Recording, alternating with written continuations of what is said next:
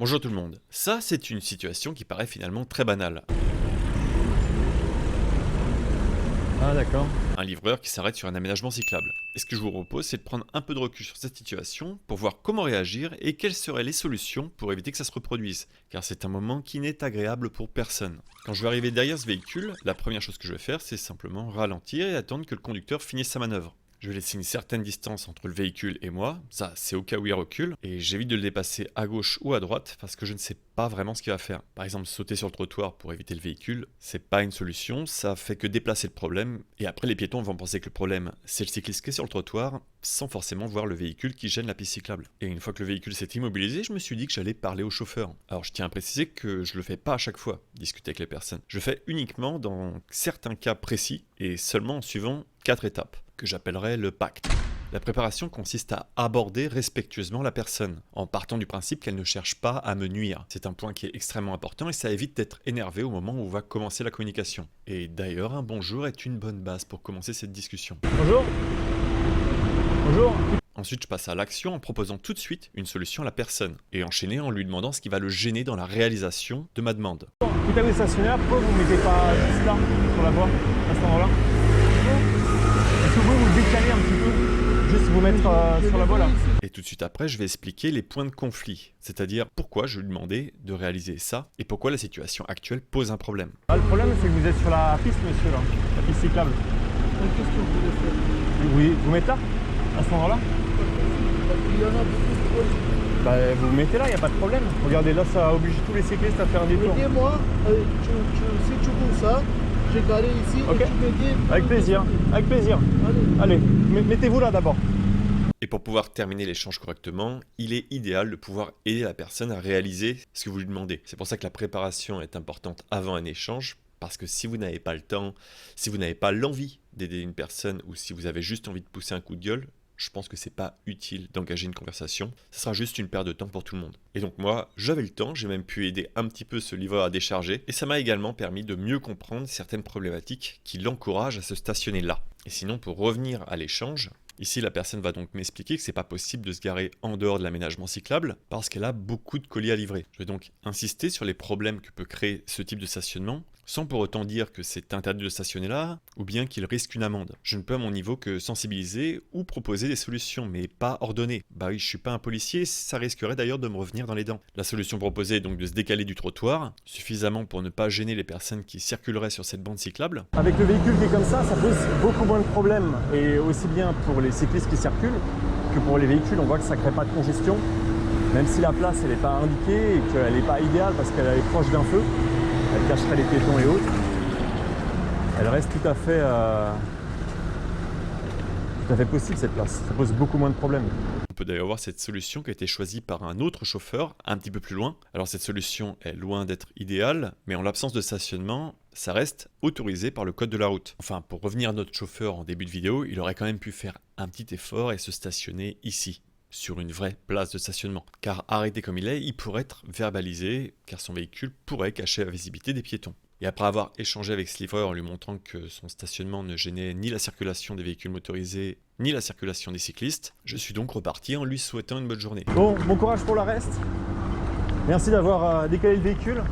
Ça, c'est donc pour terminer le pacte, pour terminer l'échange. Mais cette solution de dialogue, finalement, pourrait être évitée. Et donc, comment faire pour limiter ce risque de mauvais stationnement ? Pour répondre à cette question, il y a plusieurs approches possibles, et ce, en suivant la hiérarchie des mesures. Cette pyramide permet de facilement indiquer l'efficacité de chaque solution, et je vous propose maintenant de l'appliquer à notre situation. Pour commencer, la solution la moins efficace, c'est de protéger des conséquences d'un accident. C'est-à-dire que l'on ne change rien à la situation, mais qu'on va juste demander au cycliste de porter un casque et des gants, pour pouvoir se protéger en cas de chute, qui pourrait par exemple être causé par un mauvais stationnement comme celui-ci. Il y aura donc autant d'accidents qu'avant, mais les blessures seront peut-être un peu moins graves. Ensuite, il y a le respect du code de la route, c'est-à-dire ne pas stationner sur un aménagement cyclable et utiliser la voie de circulation pour pouvoir effectuer son arrêt de manière non gênante. Et si le véhicule est stationné de manière gênante pouvant créer un risque, de mon point de vue, il ne faut pas hésiter à dialoguer avec ce chauffeur pour le sensibiliser sur les risques que ça représente. Parce que si personne ne lui dit, eh bien peut-être qu'il ne se remettra jamais en question.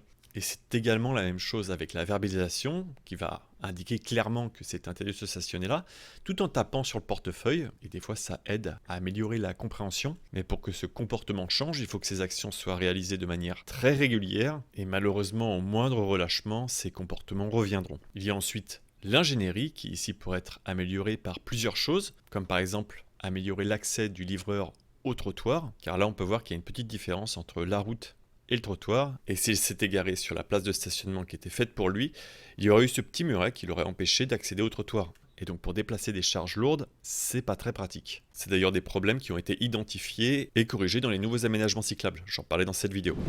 Ces nouvelles places ont été faites le long de la piste cyclable, ce qui évite de la traverser au moment du stationnement, et ces places de livraison ont été positionnées de manière stratégique, proche des passages piétons, en ayant même aménagé spécialement les îlots pour permettre d'ouvrir le haillon du véhicule. Ainsi, les livreurs peuvent décharger directement leur matériel à l'arrière du camion, sans gêner ni les cycles, ni les piétons qui seraient sur le trottoir. Il y a également la logistique qui pourrait être améliorée pour ce livreur, en lui offrant par exemple un diable élévateur, parce que là, demander à un cycliste de l'aider pour décharger son truc, c'est que ça doit pas être très au point, son système de livraison. Et bien sûr, l'aménagement d'une vraie piste cyclable tout du long, sans rupture et sans peinture, ce qui permettra de limiter ce risque de mauvais stationnement. Mais on ne peut pas proposer un aménagement cyclable sans proposer non plus de solutions pour les livreurs, parce qu'on aura toujours des problèmes et des tensions à ce niveau-là, au niveau de la livraison. Ensuite, il y a la substitution, c'est-à-dire de remettre en question le choix du véhicule par rapport à la marchandise livrée. Dans l'idéal, remplacer ce véhicule par quelque chose de moins puissant, moins encombrant. Et là, par exemple, pour déplacer une seule palette, eh bien, je ne suis pas sûr qu'une camionnette complète soit le mode de transport le plus adapté dans Paris. Surtout s'il existe des solutions qui permettent de déplacer cette même palette avec un autre mode de transport plus petit, comme par exemple le vélo. On change ainsi juste le mode de transport, mais on ne touche pas à la manière dont sont transférées les marchandises, ce qu'on peut appeler rupture de charge. C'est le moment où une marchandise passe d'un mode de transport à un autre, ou bien au moment où elles sont déchargées à leur objectif final. Et ici, par exemple, le choix du vélo serait plus adapté à Paris, parce que le livreur pourrait utiliser les aménagements cyclables pour aller plus vite, et grâce au système de remorque, il serait possible de rapprocher au plus près cette palette du magasin pour pouvoir la décharger. C'est donc un choix à faire selon chaque urbanisme. La solution du vélo ne sera pas adaptée partout. Et enfin, la dernière solution, c'est donc l'élimination. Soit c'est une limitation totale, et on va donc obliger le livreur à utiliser un autre mode pour les derniers mètres, soit c'est une limitation partielle et on peut limiter cette livraison pendant certaines plages horaires, ce qui entraînerait une contrainte supplémentaire pour les livreurs, mais limiterait les risques de conflit entre les usagers. Voilà un petit peu pour le tour des solutions. Il y en a donc des plus efficaces, des moins efficaces. Il n'y a pas de solution ultime, mais elles peuvent fonctionner tout en même temps. Ce qu'il est important de mettre en perspective, c'est que le problème ne vient pas que des usagers. Ils vont la plupart du temps subir les choix qui sont faits par leur ville ou par leurs employeurs, car il est aussi possible que de mauvais comportements découlent de conditions de travail déplorables, à la tâche par exemple, et venir taper sur la conséquence sans régler le fond du problème ne va pas venir améliorer les choses. Et de mon point de vue, il est donc important d'en parler autour de vous pour que les choses changent, et qu'ensemble, on ait une route plus sûre. Je tiens à remercier tous ceux qui soutiennent mon travail financièrement sur les plateformes de dons. Vous pourrez les retrouver au générique. Ça me permet de me concentrer à plein temps sur cette chaîne et de vous fournir régulièrement des vidéos. Et merci également aux abonnés, ceux qui s'abonneront et ceux qui partageront ce contenu, permettant ainsi d'augmenter la visibilité de cette chaîne. Il est temps de vous dire à bientôt pour de prochaines vidéos et bonne route. Après, dans l'espoir que lors d'un prochain stationnement, ils se rappellent de cette scène et qu'ils se disent mais oui, et c'est possible en fait de se stationner là, ça gêne personne, c'est plus agréable pour tout le monde. Ou bien il va se dire, attends, je vais me stationner sur la piste cyclable, comme ça il y a peut-être un autre cycliste qui va m'aider à décharger 3 cartons.